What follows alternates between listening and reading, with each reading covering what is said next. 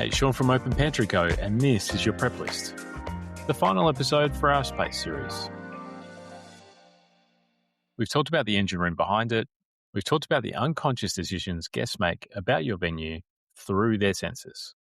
This episode is about what your room is saying before anyone has said anything to the guest at all. Because every venue tells a story. The question is whether you're telling the one you actually meant to. The trend I want to flag here is what I call incoherence.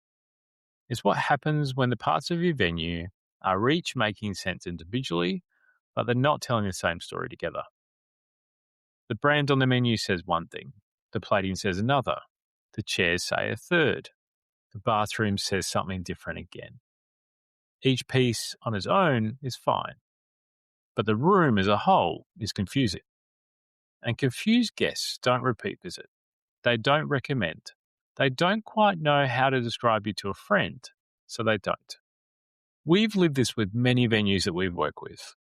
They've told us of 100 small decisions over the years they've owned the venue. A new chair here, a new menu format there, fresh signage update, and each one made sense at that time. But when they stood back, the room had stopped making one clean argument. It was making 4 small ones, and quietly they were contradicting themselves.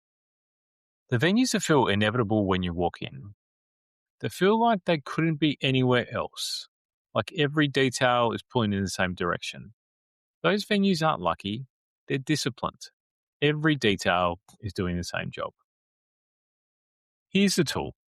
3 questions to test whether your room is telling one story or several. Question 1. What's the one-line argument your venue is making?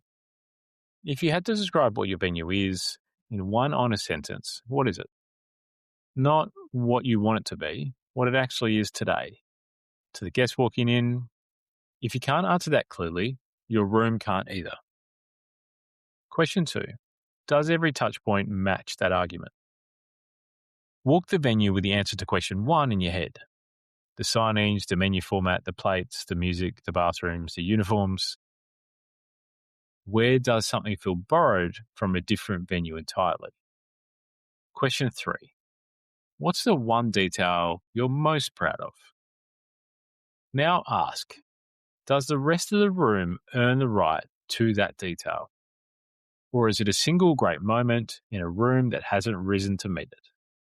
3 questions with hard answers and an honest signal.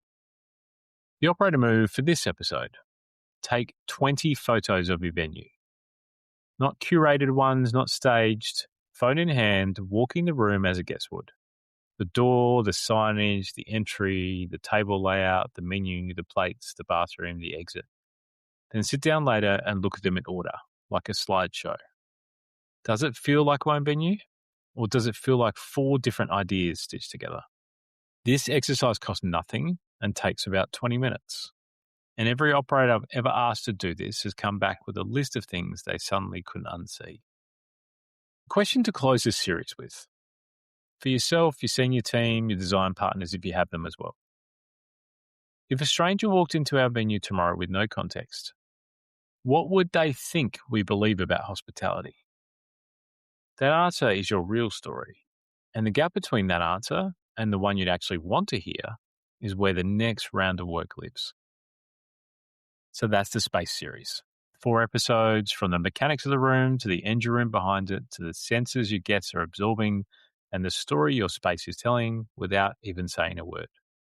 Space is one of our 8 ingredients we look at in our pantry review. And the reason it gets its own series is because the room is doing more work than most operators realize, for them or against them. There's almost always quiet revenue and quiet experience hiding in plain sight inside them. If you want a structured walk through your venue with that lens, reach out via the email in our show notes. Next series, we move on to the next ingredients, which is menu. See you then, and thanks for listening. That was your prep list.